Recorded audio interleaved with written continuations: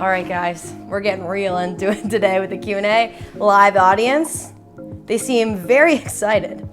You know, the energy is really fucking high. So I put up a little girly chat Q&A on Instagram for you guys to ask me the juicy questions, vent to me, and just to get to know each other better. But first, I know you guys are so excited about this Twilight theme. I'm gonna show you guys the BTS because it's a hoot. If you didn't know, the Sculpt You is my $9 membership, so let's roll it.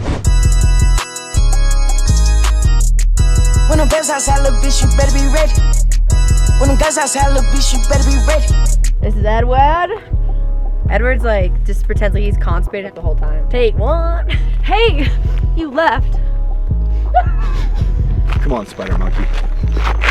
Yeah, it's gotta be quick too. Like it's like, Yeah, it's super quick. I should be paid more for this. you're not even paid. That's true. I have to pee, but I'm gonna wait till after the scene so I can reward myself. Come on, spider monkey. Yeah. You're going Edward curling. It's called unicorn snot. It glitters him up. I wish I had tits like this. It's unfair that you have the tits in the relationship. It's in my eye. Oh my god. No, I'm kidding. Scooby Dumpy Doo. You're incredibly fast, strong, glowing, and your ass is so fat. And what do we eat? He's like, literally clench your asshole and then be like, It doesn't change my voice. if it makes your face, like I'm clenching my asshole and it's making me be like, No, oh my fucking god. You can definitely do it. I mean, I would rather die than put this in there. I know. Edible food coloring. Oh. so the camera has to like roll into me, roll out. He's gonna be like, and last one. book it out, Nicki Minaj, baby. That's it. $9 a month. Same price as a Chipotle bowl. You must be the new girl by the squats.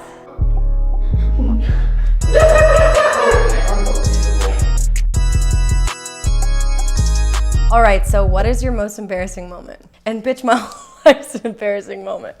Have you seen my Instagram? But honestly, I have a lot of embarrassing moments. So I'm gonna, my brain goes to high school because, you know, for most of us, high school is just a whole embarrassing moment in itself. So I have never been invited to a party in my life. And this was I think this was senior year, and I was invited to a homecoming after party. So I was super excited, and I had a boyfriend at the time.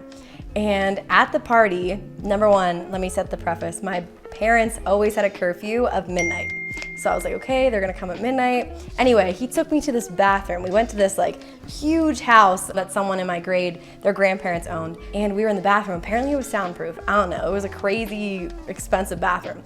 And he pulled me in the shower and he was like, are you gonna suck my dick?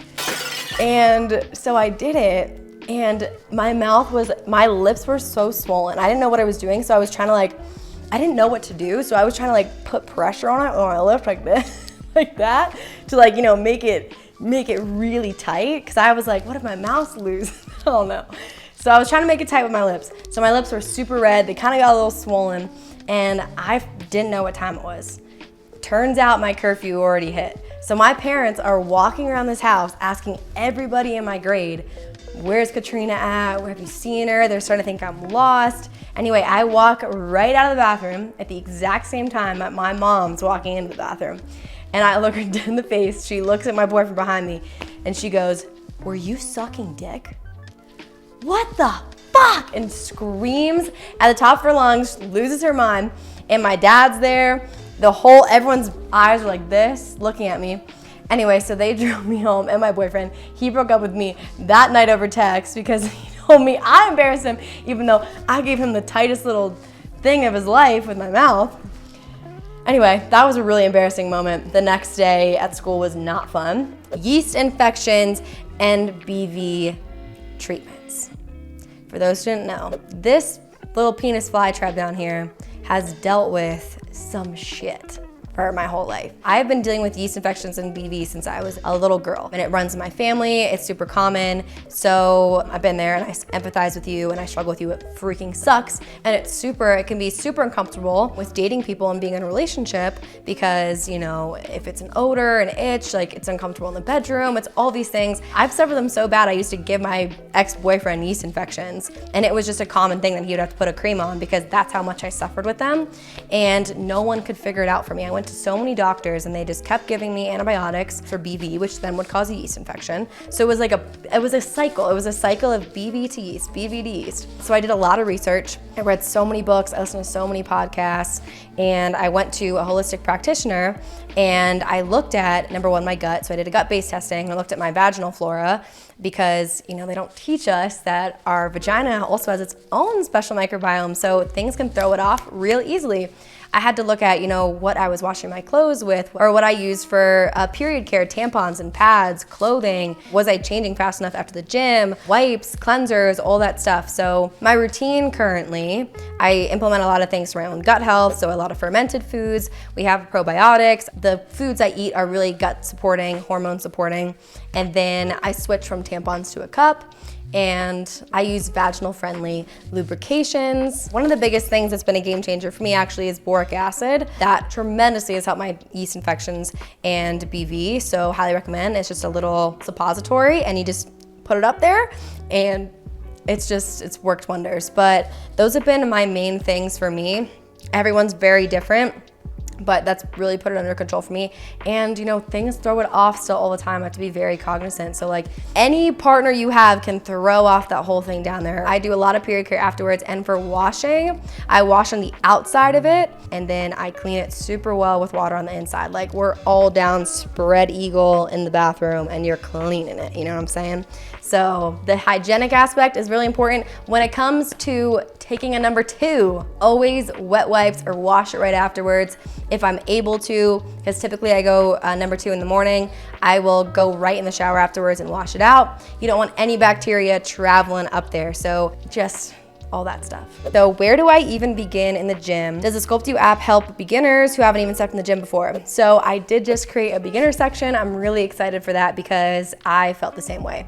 So I remember like being on the treadmill and looking over at the weight training equipment and being like, like I was terrified of that place. It was a freaking meat locker in there. It was like walking meat sticks like all around the gym. So I was literally terrified to get into the gym. And number 1, I would walk around in these machines and it'd have these crazy graphics on them, and I would sit there and I would be so self-conscious because I'd be like, I didn't even know what it meant. So I'm like on the machine completely doing it wrong. It was humiliating in college. I would just leave. I'm gonna give you my quick tips that I wish I knew when I started because it took me a long time.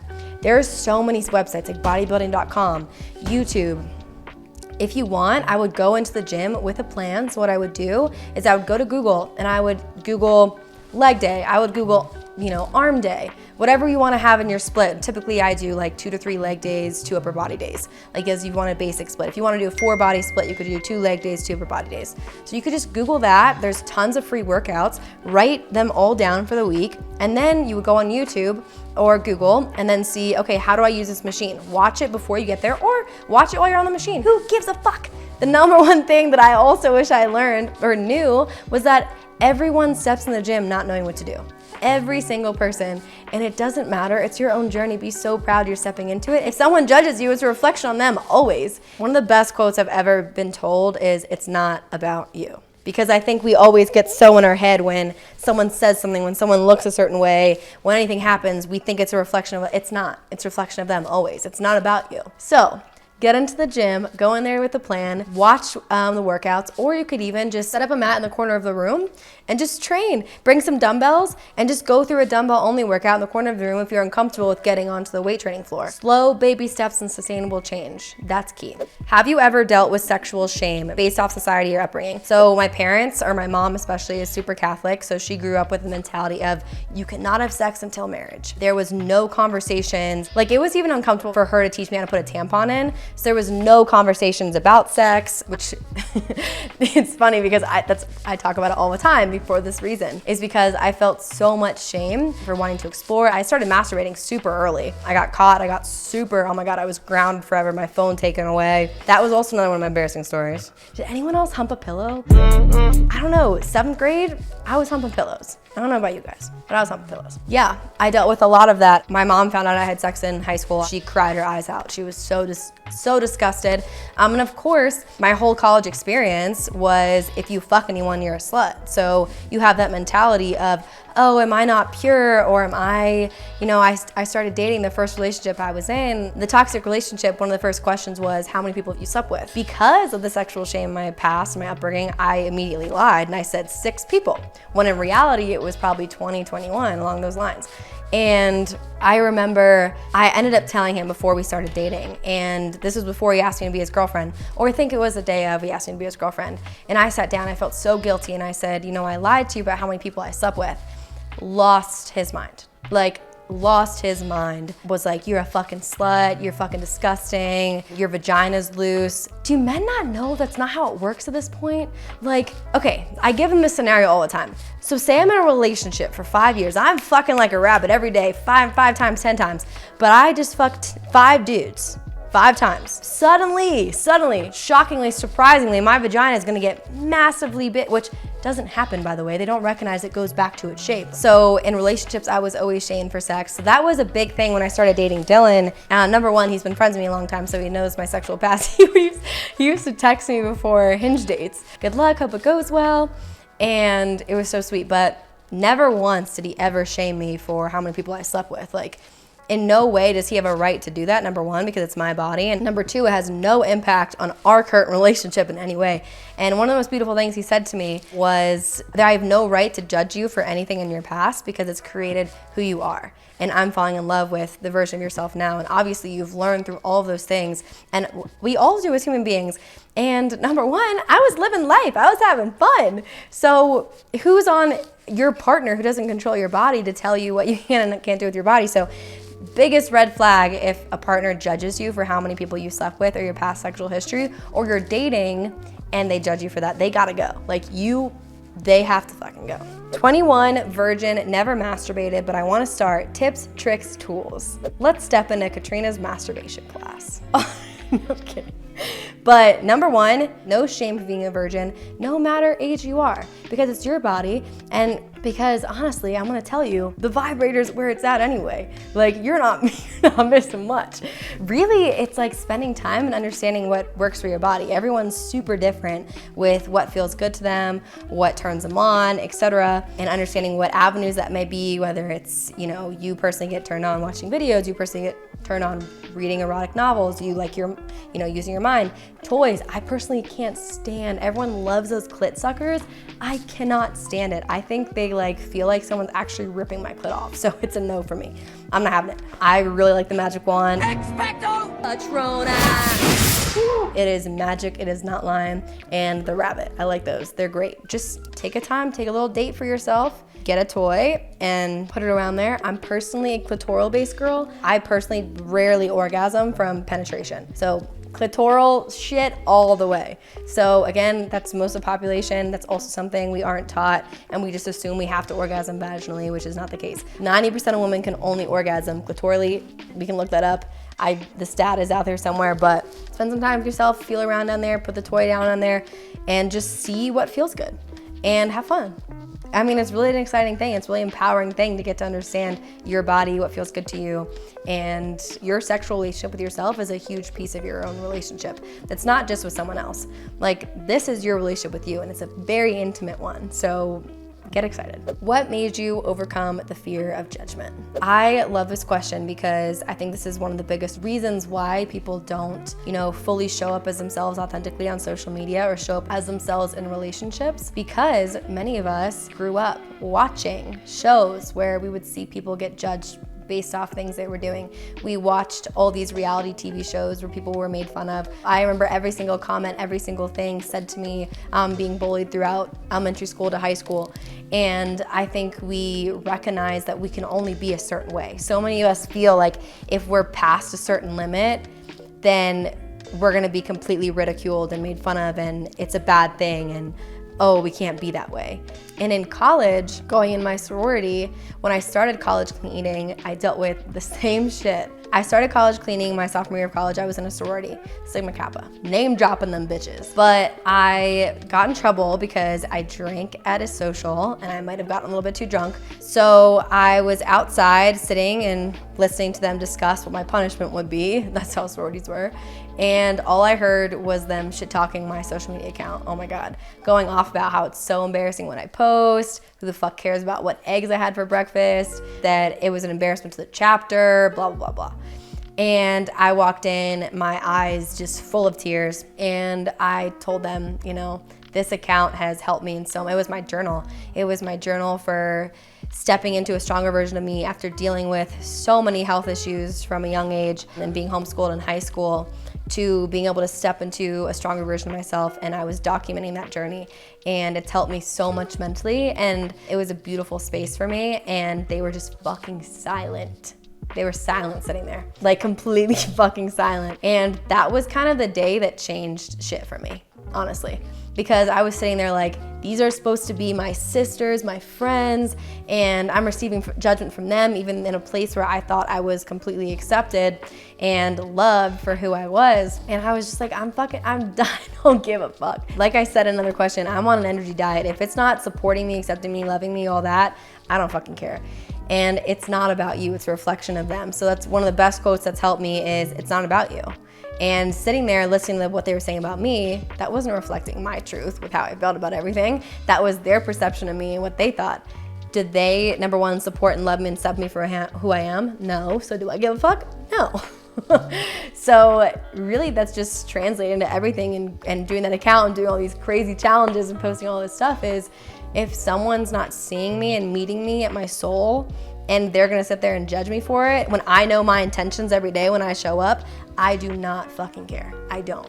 I care a lot about impacting people, how they feel, and how I positively, change their lives. That's what I care about. And I know that I'm showing up in that way. And if someone judges me for it, doesn't fuck with me because of it, that's on them. So that's the mentality we gotta go through life with. How long did it take you and Dylan first have sex? Okay, this story is actually so funny. So the first night he came over, it was like a little boy who was in 7th grade. He texted me, he was like, hey, can I come over to your house? I have something to tell you. And I was like, yeah, sure. So he came over, this was about 9, and he's sitting at the kitchen counter, and he comes up and he goes, so, biting his lip, all stuff. And he goes, so, I have a crush on you. It was so cute, and he was super excited. So we talked for hours, and then we sat on the couch, and then finally, because this man cannot take a hint, I was like, can I kiss you? I don't know why we were acting like we were in middle school, but all of a sudden we were. And he said yes, and things got a little steamy, but I didn't do it. I was like, no, I don't want to, the first night. The next day, we're making out, and I cannot believe I said this. I still can't believe I said this. So I really thought, I don't know what I was thinking. I said, just put in the tip. Thinking, oh, he's just gonna what is it called? It's something where they stick their dick in there and they just let it in. I gotta figure this out. Oh, that does not look right. It's called soaking, or it says soaking, also known as marinating. Anyway, I really thought he was gonna dock himself in me. We were just gonna sit there and it was gonna be all razzle dazzle and we're gonna be good. No. The tip went in and the whole thing went in, So it took us 24 hours. A really good record for me, honestly, in a relationship. So, my first boyfriend, I told myself I was gonna wait till marriage, but I think it took us to a year and a half, and then I caved in because I thought I was gonna marry him. He gave me a promise ring. I thought I was gonna marry the motherfucker. And after that, it was always a day. Currently in the psych unit at the hospital and starting to feel better. I am so proud of you.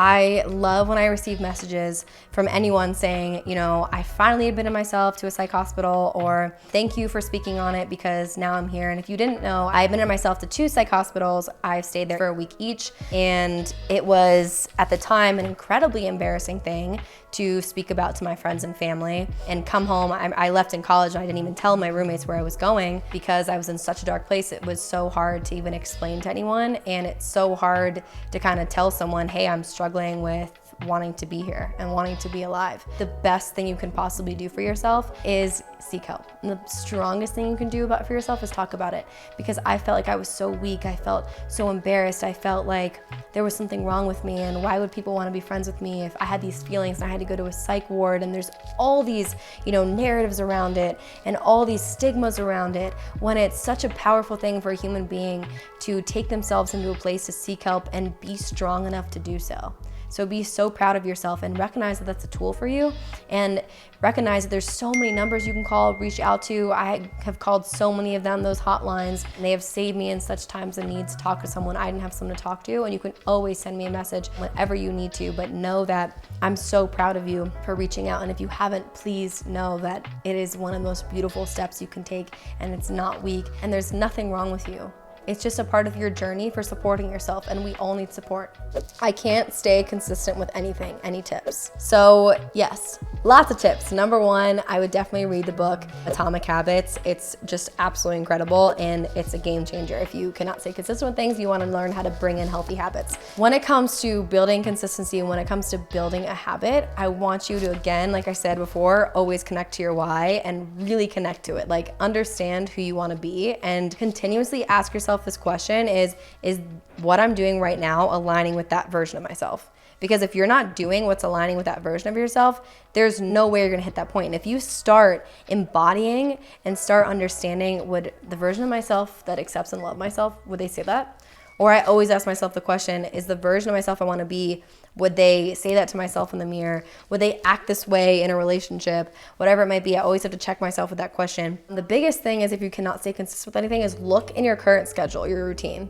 How can you habit stack and build things into that current routine? So say you just want to stick to, you know, training. Do you watch Netflix every day? Do you, like, what is the thing you're doing every single day, or something that you enjoy? Or watching TikTok. You could just set up TikTok. I just learned this. You can go on your, like, you can have your headphones in and just say, like, I think you can say like auto scroll or something, and just it will scroll up for you. And you could be doing an at-home leg workout. You could even just be doing a hip thrust on the couch and just thrusting up and do like 100 of them. And you could just create a routine and connect it with something. The thing is making a habit attractive and sexy. So if you compare it with something that you enjoy doing, you're more likely to stay consistent with that habit. So it could be even, you want to watch a Netflix show? Okay, then get on the treadmill and watch it on the treadmill, and pair that routine with it, and you'll start getting used to just watching that Netflix show on the treadmill. You're knocking out 2 birds with 1 stone. You're feeling good because you're getting in movement and you're doing something great for your body. So there's that. I have bad cellulite on my butt and thighs. Do you think guys will find me gross or not attractive because of that? This makes me so upset. So if anyone ever thinks you're gross because of your body that you are so blessed to be born with and that nobody else has on this planet, and you have what 90% of women have, cellulite, and will have cellulite throughout their lifetime. And if they are so upset and uncomfortable with it, and they don't see you for your soul and who you are as a human being, they gotta go. Like I told you guys earlier, we are not accepting the fucking scum of the earth. It's not fucking happening. So no. And if they do, again, they are not for you at all. I've had so many people, so many men say horrific things about me all over the internet, all over my DMs, the ones that I've dated. I've stood in front of men that have said horrific things about me, and not one of them have I said, oh yeah, that's the man I want to marry, and that's the man, you know, I want to spend my time with, or whatever the fuck in the case it would be. Like, if someone's not gonna see you for who you are, why, just what's the fucking point? You know what I'm saying? How do you start the journey to loving yourself? And I love this question because it can be so daunting when you're seeing all of this self-love content all over the internet and you're like, I don't fucking get it. I remember watching all this stuff and saying like, okay, like, do I just fucking like rub myself out and like take myself on a date and all of a sudden I love myself? It's extremely confronting, difficult, hard, sad work And the journey to starting it though, you have to just, I love this comparison, and it's, what do you do when you get to know someone? And what do you do when you create a relationship with someone? Because really you are your greatest relationship, and we forget that we are so focused on finding all these other relationships in our life and so focused on creating that relationship with other people that we forget that we are our strongest, most important one. And we never take the time to really sit and build upon that relationship. If you think about it, like how often do you really spend the time to truly connect and grow a stronger bond with yourself? Many of us don't, because we're so focused on what other people are thinking of us or all the shit we have to get done and serving others and helping others in our families and whatever it may be. So it's very hard to focus on the relationship with ourselves and even know where the fuck to start. So when it comes to how to start your own self-love journey, just think about it as, how would it be if you were starting a relationship with somebody else? So what would you do? You would, number one, ask to get to know them. So you would take the time, because it's important to you, to sit down, ask them what their name is, what they do, what they're passionate about, what empowers them, what makes them feel happy, all the questions.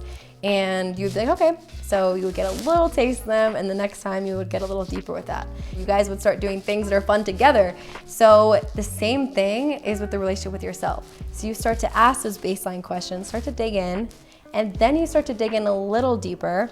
And just as you would a partner, I do this with my own partner. I'll ask, where did you get this behavior from? Or where did you learn this? Or what happened in your childhood at this time? Or what were your past relationships like? Same questions that you can dive in with yourself. And as you ask those questions, you get a lot deeper and you start to understand some of those things that you may have been pushing down for a long time. And you could even ask yourself questions, and as well as exploring what makes you happy, it's the same thing as, going on a date with someone. You ask them, hey, what'd you like to do? Have you ever asked yourself genuinely, what would you like to do? Not, what would you like to do with someone else, blah, blah, blah. Like, what would you like to do if you didn't give a fuck what anyone thought, if you were just out there by yourself doing it? Or if you didn't wait for someone else? So start asking yourselves those questions that you would ask a partner, and start to see what opens up when you just don't think about anyone else. You think about truly and connect with what you want. Thank you guys so much for asking me all those questions. I honestly didn't even touch the fucking surface of all the questions I wanted to get to, but good thing we're launching a YouTube video every single Wednesday, so we have lots more to get to. I have some fire, next week's video is gonna be insane, but I have some fire stuff coming. I really hope this helps you guys when it comes to your fitness health journey and just stepping into recognize that no one is doing that is your power, and see you in the next one. When the best outside, little bitch, you better be ready.